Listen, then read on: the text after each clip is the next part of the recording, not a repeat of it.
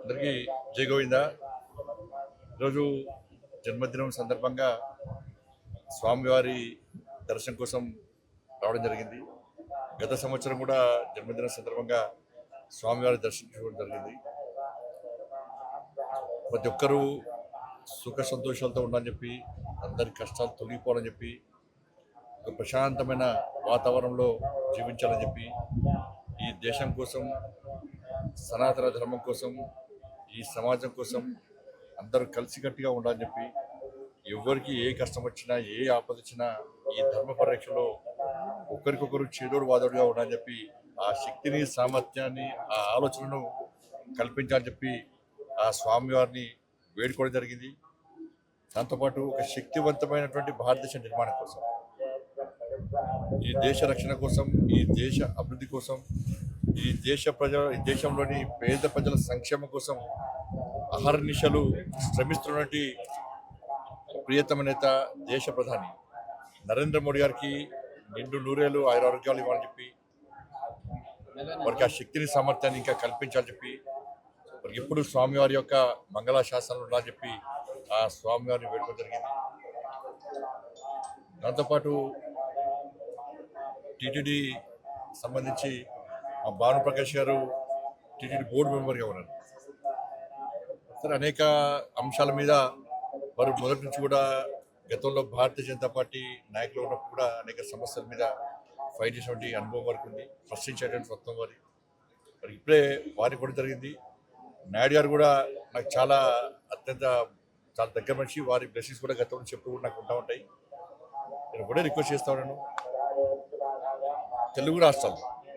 ఈ తెలుగు రాష్ట్రాల్లో కనీసం ధూపదీప నైవేద్యానికి నోచుకున్నటువంటి దేవాలయాలను కాపాడుకోవాల్సిన బాధ్యత టీటీడీ మీద ఉంది. దాంతోపాటు అనేక పురాతన దేవాలయాలు ఇవాళ తెలుగు రాష్ట్రాల్లో ఉన్నాయి. కనీసం అభివృద్ధి నడుచుకోవట్లేవు. భక్తుల మాత్రం చాలా పవర్ఫుల్ సెంటిమెంట్ టెంపుల్స్ అవన్నీ కూడా. కానీ ఎలాంటి అభివృద్ధి నోచుకోలేక, నిధులు లేక చాలా ఇబ్బందులు పడుతున్న తరంలో వాటిని గుర్తించి ఆ దేవస్థానాలు కూడా సంవత్సరానికి వస్తారు, సంవత్సరానికి 2 సార్లు జాతరలు జరుగుతూ ఉంటాయి, ఉత్సవాలు జరుగుతూ ఉంటాయి, లక్షలాది మంది భక్తులు దర్శించుకుంటారు. కానీ మిగతా సమయంలో కనీసం ఇక్కడ అభివృద్ధి, కనీస సౌకర్యాలు లేక ఇబ్బంది పడుతున్నారు. కాబట్టి ఈ తెలుగు రాష్ట్రాల్లో ఉన్నటువంటి పురాతన దేవాలయాలకు నిధులు కేటాయించి వాటిని ఒక యుద్ధ ప్రాతిపదికన, ఒక ప్రణాళిక ప్రకారం అభివృద్ధి చేయాల్సిందిగా నేను వారికి విజ్ఞప్తి చేస్తాను. కరీంనగర్ పార్లమెంటు నియోజకవర్గానికి సంబంధించి కరీంనగర్లో గతంలో దేవాలయ నిర్మాణం కోసం భూమి పూజ జరిగింది. దాంతోపాటు అక్కడ దేవాలయాన్ని, కరీంనగర్ నగరంలో దేవాలయం నిర్మించడం, దాంతోపాటు కొండగట్టు, వేములవాడ, ఇల్లంతకుంట రామాలయం, ఈ 3 దేవస్థానాలు కూడా అభివృద్ధి కోసం నిధులు కేటాయించి సహకరించాలని చెప్పి టీటీడీ చైర్మన్ గారికి, అదేవిధంగా గౌరవ పాలకవర్గ సభ్యులందరూ కూడా మా భానుప్రకాష్ రెడ్డి గారి ద్వారా నేను విజ్ఞప్తి చేస్తున్నాను. ముఖ్యంగా ఇల్లంతకుంట రామాలయం, కొండగట్టు ఆంజనేయ స్వామి దేవాలయం, ఇవన్నీ కూడా చాలా పవర్ఫుల్ టెంపుల్స్.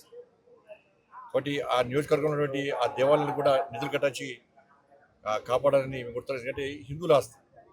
ఇవాళ ఇంత ఘోరమైన విషయం అంటే, నిన్న నేను కాటేజీలో ఉన్నప్పుడు ఒక ఉద్యోగస్తులు వచ్చిండారు.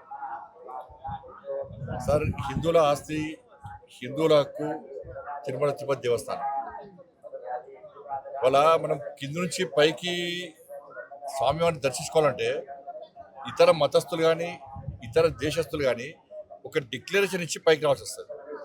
స్వామివారి విశ్వాసం, నమ్మకం ఉంది అని చెప్పి ఒక డిక్లరేషన్ ఇచ్చి రావాల్సి వస్తుంది. ఇది గతం నుంచి జరుగుతున్న ఆనవాయితీ.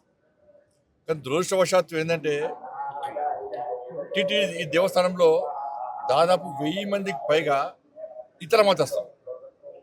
స్వామివారి మీద విశ్వాసం, నమ్మకం లేదు. హిందూ సనాతన ధర్మం మీద వారికి ఆలోచన లేదు. ఆ సనాతన ధర్మాన్ని కాపాడాలి, సనాతన ధర్మానికి అనుగుణంగా వ్యవహరించాలని చెప్పి ఆలోచన వరకు లేదు.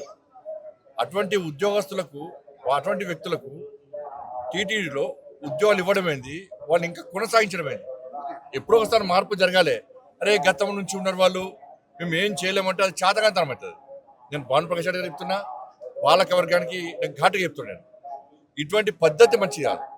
మీరు ఎంత అభివృద్ధి చేసినా బయట భక్తులకు అన్ని సౌకర్యాలు కల్పించినా కూడా ఇతర మతస్థులు ఈ దేవాలయంలో ఉండడం వలన వాళ్ళ ఆచార వ్యవహార విషయంలో చాలా ఇబ్బందులు వస్తున్నాయి. అది బయటికి రాకపోవచ్చు. ఏదో సత్రం కాదు ఇది, అన్ని మతాలకు ఇవ్వడానికి ఇది సత్రం కాదు. చాలా మంది అర్చకులు కానీ ఈ సనాతన ధర్మం మీద ఆధారపడిన ఉద్యోగాలక చాలా మంది ఇబ్బంది పడుతున్నారు. కాబట్టి జీతభత్యాలు ఇచ్చుకుంటూ స్వామివారి మీద విశ్వాసం నమ్మకం లేని వ్యక్తులను ఏ విధంగా మీరు ప్రోత్సహిస్తారు? గతం నుంచి వస్తున్నప్పుడు కూడా ఎక్కడో ఒకడ పురుష పెట్టాల వాటికి. అరే నాకు ఆశ్చర్యం అనిపిస్తుందండి. ఇతర దేశాలకు దేశం సత్రంగా మారింది, తెలుగు రాష్ట్రాలు సత్రంగా మారింది. వాళ్ళకి ఆధార్ కార్డు ఇస్తాము, పాస్పోర్ట్లు ఇస్తాము, వాళ్ళకు రేషన్ కార్డు ఇస్తాము, వాళ్ళకి డబుల్ బెడ్రూమ్లు ఇస్తాము, వాళ్ళకి పెన్షన్ ఇస్తాము. ఇతర మతస్థులకు టీటీడీలో ఉద్యోగాలు ఇస్తాం. ఇది పద్ధతి కాదు. దీన్ని పూర్తి స్థాయిలో ప్రతి హిందూ కూడా దీన్ని వ్యతిరేకిస్తాడు. దీన్ని వెంటనే నిర్మూలించాల్సిన బాధ్యత పాలక వర్గం మీద ఉంది. ఇవాళ బయట మొత్తం చర్చ జరుగుతున్నది, తెలుగు రాష్ట్రాల్లో చర్చ జరుగుతున్నది. నిన్నగాక మొన్న మీరు ఒక ఉద్యోగస్తుని సస్పెండ్ చేశారు. అంటే బయటకు వస్తేనే మీరు సస్పెండ్ చేస్తారు తప్ప దీని మీద ఒక విచారణ జరిపి ఎవరెవరు ఉన్నారు, ఎవరెవరు ఈ సనాతన ధర్మానికి వ్యతిరేకంగా టీటీడీ నిబంధనలు వ్యతిరేకంగా వ్యవహరిస్తున్నారో ఎందుకు మీరు ఎంక్వైరీ చేస్తున్నారు? ఎందుకు నిర్మించలేకపోతున్నారు? ఇది ఓట్ బ్యాంక్ పాలిటిక్స్ కాదు. ఓట్ బ్యాంక్ పాలిటిక్స్ కోసం కూడా టీటీడీని ఉపయోగించుకుంటే అంతకన్నా మూర్ఖత్వం ఇంకోటి కాదు, ఈ పిరిగితనం ఇంకోటి కాదు.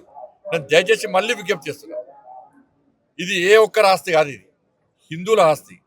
స్వామివారి విశ్వాసం నమ్మకం హిందువుల యొక్క ఆస్తి తిరుమల తిరుపతి దేవస్థానం.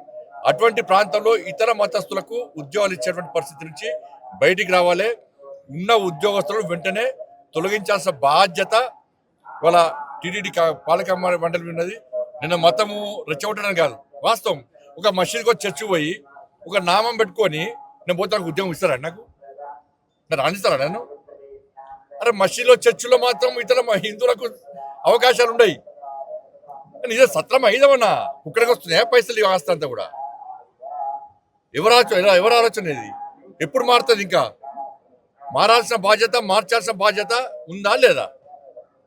ప్రభుత్వాలు మారుతున్నాయి, పాలక మండళ్ళు మారుతున్నాయి, కానీ ఈ పద్ధతి మాత్రం ఇతర మత తొలగించడం మాత్రం మారతలేదు. ఈ పద్ధతి మంచిది కాదు. దీన్ని వెంటనే నిర్మించాల్సిందిగా నేను డిమాండ్ చేస్తాను. ఇది మంచి పద్ధతి కాదు.